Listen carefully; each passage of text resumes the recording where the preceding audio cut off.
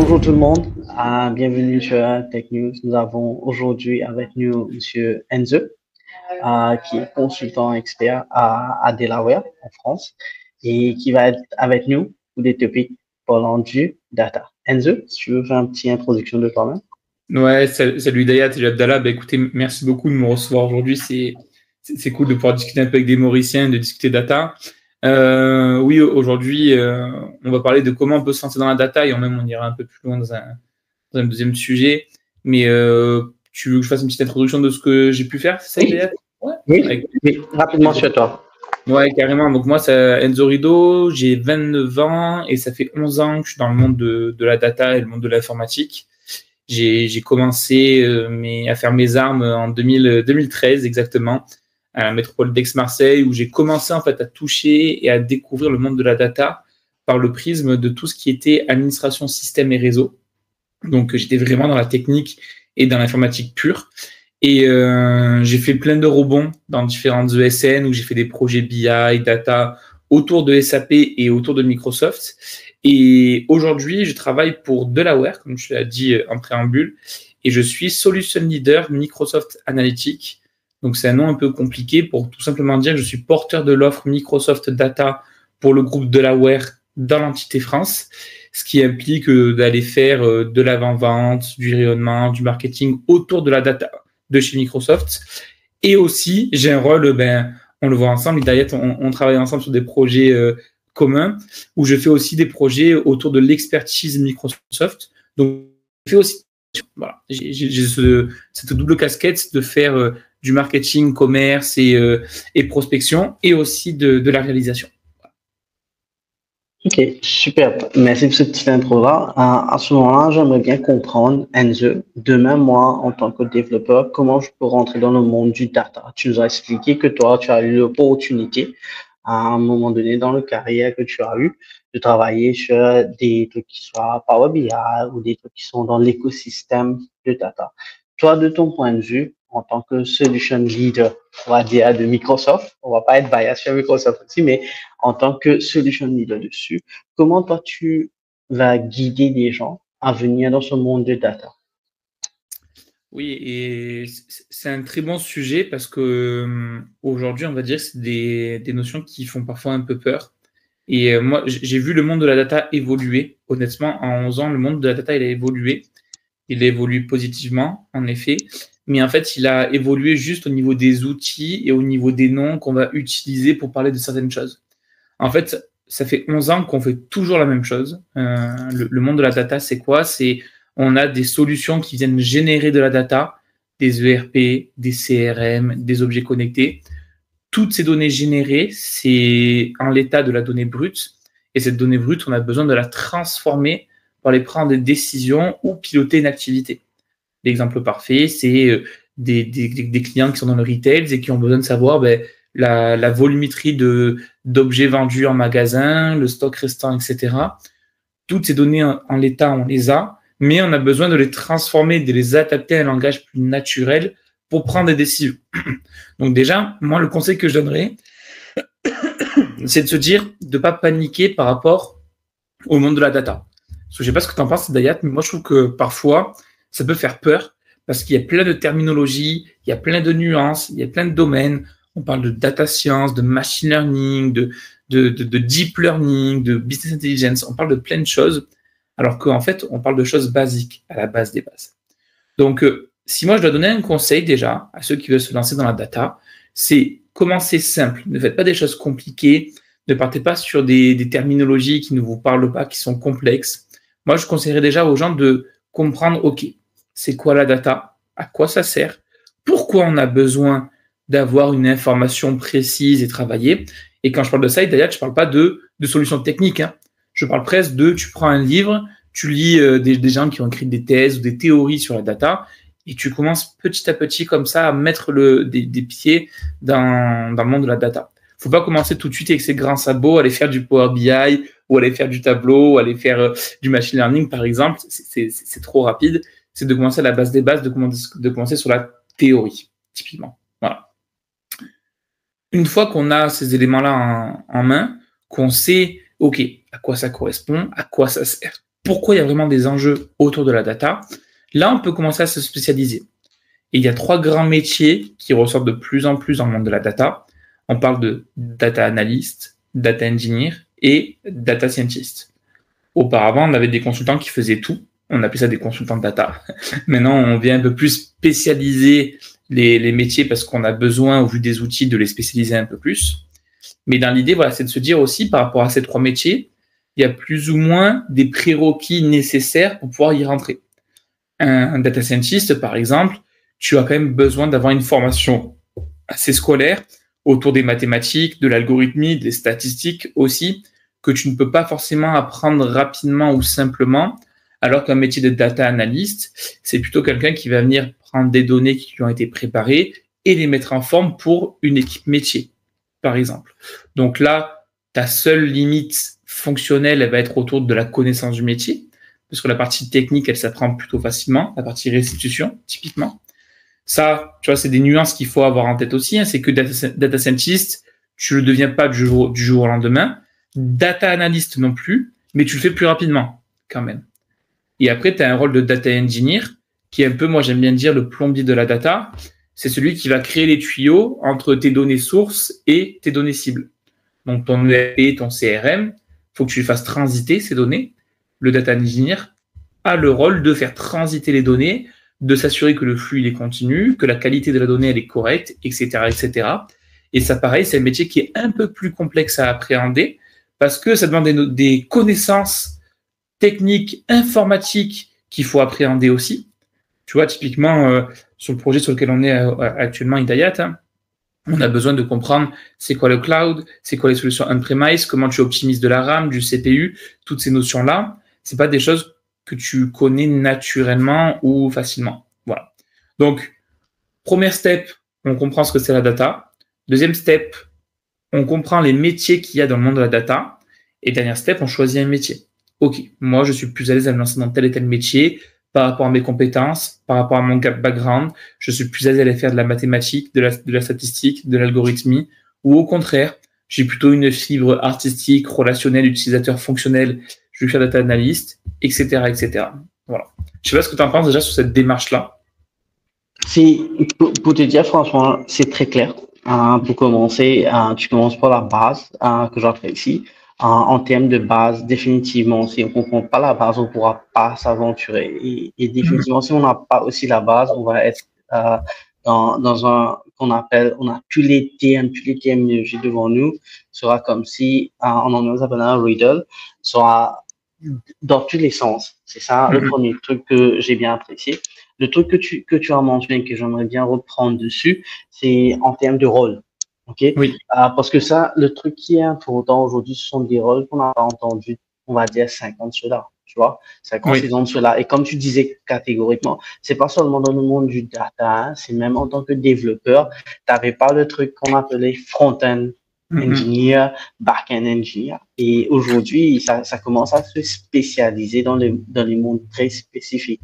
Dépendant de la demande et les outils qu'on utilise, définitivement, sont les étapes à suivre. Et aussi, l'autre point qui est important pour nous en tant que, on va dire, ingénieur en informatique, c'est l'aspect, c'est quoi ce que toi tu veux, le dernier point que tu as mentionné. Et ça, c'est pour moi qui est hyper important parce que tu vas, on va dire, passer une journée dessus, 8 heures de temps, travail dessus. Si tu aimes pas ça, faut pas le faire.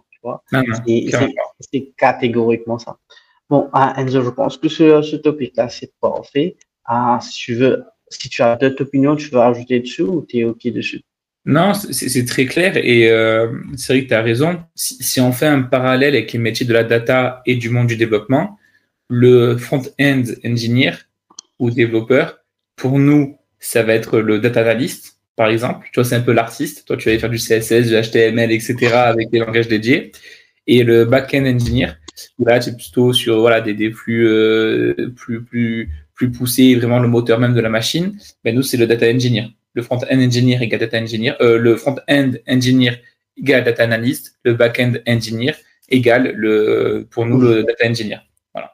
Et comme vous avez des développeurs qui sont full stack, qui font toute la chaîne. Nous aussi, on a des profils qui sont full stack et on appelle ça les analytics engineers. Ils font et les flux ETL et la partie REST. Et ça, c'est quelque chose qui commence à être la demande, en fait, au niveau du data. C'est d'être générique, mais aussi de se spécialiser dans on va dire, des rôles qu'on a.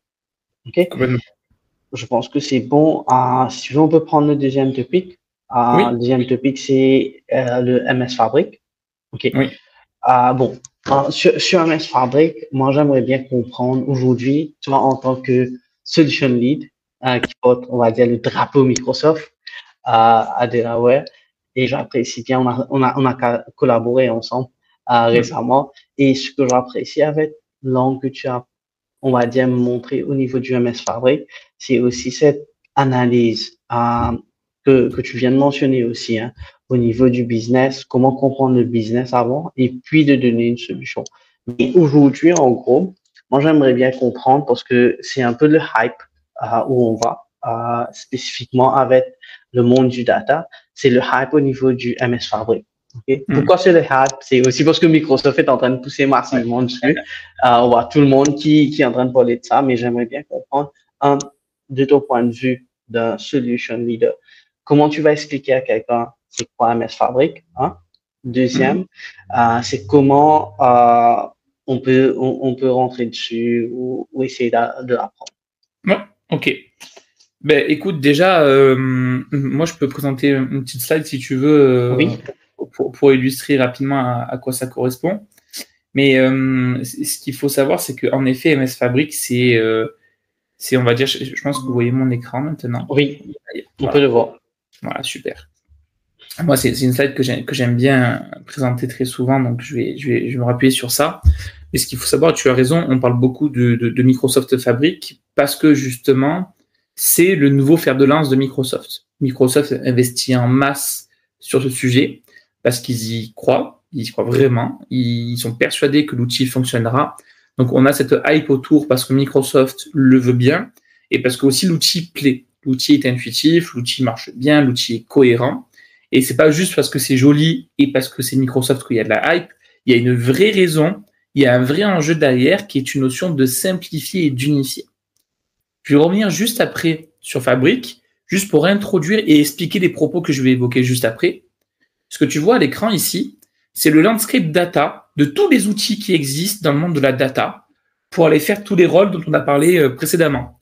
Si tu es data engineer, data analyst, data scientist, IA engineer, peu importe. Ou même que tu es un directeur data, tu as le choix parmi tous ces outils pour aller répondre à tes enjeux data. Quand on parle d'enjeux data, on parle d'outils de restitution, on parle d'un outil qui te stocke tes données, on parle d'un outil qui te fait transiter les données, etc., etc. Ça, c'est le landscape data. Ce qui veut dire que toi, tu connais, on va dire que tu es une personne qui connaît pas le monde de la data. C'est pas le cas, mais prenons le principe que tu ne connais pas la data.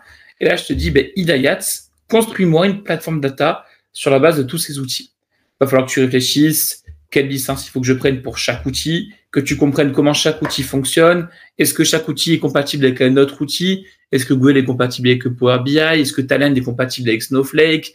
Ce genre de questions que tu vas te poser et qui peuvent un peu ralentir ton process de mise en place data. Le constat est le suivant, c'est que la stack data aujourd'hui, elle est trop compliquée. Il y a trop de choses. Des fois, on utilise des outils surdimensionnés pour faire des choses très basiques. Et c'est souvent ça, hein. Les projets data, c'est pas des choses compliquées. C'est souvent des choses très simples et très efficaces. C'est pas aller faire le meilleur modèle de machine learning, c'est pas aller faire des choses hyper imbriquées, pas du tout. C'est de faire des fondations solides. Sur la base de ce constat, Microsoft, ils se sont dit, il faut qu'on mette un peu un coup de propre sur tout ça et qu'on propose une solution all-in-one. Arrive, je t'en doute, la partie Microsoft Fabric. Et c'est là où on a vraiment ce game changer dans le monde de la data. Donc, Microsoft Fabric, solution software as a service, c'est-à-dire que c'est une solution managée dans le cloud, qu'en tant que client, vous n'avez juste qu'à acheter une licence pour accéder à l'expérience Fabric. Et dans Microsoft Fabric, on a 6 grandes expériences. C'est ce qu'on voit à l'écran. Data Factory, Synapse Data Engineering, Data Science, Data Warehouse, Real-Time Intelligence et Power BI. Ces 6 grandes expériences-là, sont un pêle-mêle de tous les outils dont vous avez besoin pour avoir une stack data dans votre entreprise. Ça veut dire quoi? Ça veut dire qu'avec une seule licence, Microsoft Fabric, vous avez tous les outils nécessaires à une entreprise pour aller faire de la data science, du data engineering et de la data analyse, jusqu'à même la partie intelligence artificielle et streaming de données avec la partie real-time intelligence. Donc, tu vois, c'est de se dire, on part d'une stack data hyper complète avec plein d'outils partout, à juste une seule plateforme en mode SaaS, qui plus est, avec 6 grandes expériences, donc vraiment les 6 expériences et les 6 bulles qu'on voit à l'écran, qui viennent rationaliser, unifier et centraliser vraiment tous les outils, toutes les données dans une seule plateforme.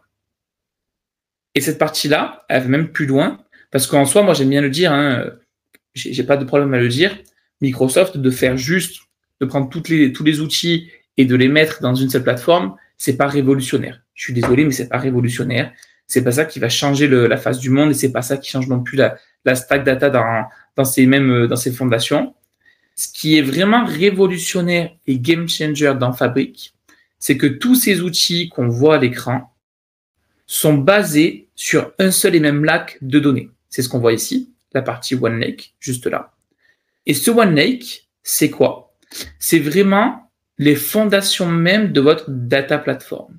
Ce qui veut dire que peu importe le profil utilisateur que vous avez dans Fabric, peu importe ce que vous faites, de comment vous le faites, tout est stocké et centralisé dans OneLake. Ça veut dire que toi, demain, Hidayat, tu as une équipe de 20 data scientists qui font des modèles de machine learning, qui font de la prédiction de données et qui stockent tout dans Fabric. Tout le monde pourra facilement accéder à ces données, soumis à sécurité évidemment, depuis Power BI, depuis Synapse Data Engineering ou depuis Data Factory. Fini les équipes en silo qui travaillent de leur côté. Moi, j'ai souvent vu les data scientists qui bossent de leur côté avec leurs propres outils et auxquels on n'arrive jamais à accéder les données parce que c'est pas compatible. Là, ces questions-là, on se les pose plus. Tout le monde travaille sur la même plateforme, tout le monde travaille sur le même lac de données, ce qui veut dire que tout le monde peut communiquer avec tout le monde nativement et facilement. C'est ça vraiment la grande force de Fabric, c'est que tous tes personas data, les data engineers, data analysts, utilisateurs, data scientists sont sur la même plateforme, les données de tout le monde pour faire ces analyses ou besoin. C'est vraiment ça la grande force de Fabric et c'est vraiment ça la différence, c'est qu'avec une seule licence mensuelle, on a accès à toute la boîte à outils pour faire de la data. C'est super. Tu sais, la façon que tu as expliqué, c'est comme si c'est un one-stop shop pour quelqu'un qui veut faire du data aujourd'hui. Et le truc qu'on a aujourd'hui qui commence à prendre beaucoup de l'ampleur, c'est aussi l'aspect qu'on peut dire important dans ce monde-là. C'est qu'on n'a pas le temps de travailler en silo, on n'a pas le temps d'avoir multiples licences à gérer et aussi nous avons cette visibilité de chacune des autres, ce que nous sommes en train de faire. Et ça, c'est quelque chose qui est, pour moi, je te comprends, comme tu dis, Microsoft n'a rien apporté d'innovant dessus, mais pour moi, je suis pas bias pour Microsoft, mais je trouve que cet rassemblement d'outils, rassemblement en termes de plateforme, aide énormément. On a pu voir ça aujourd'hui avec nos projets comme nous sommes en train de collaborer.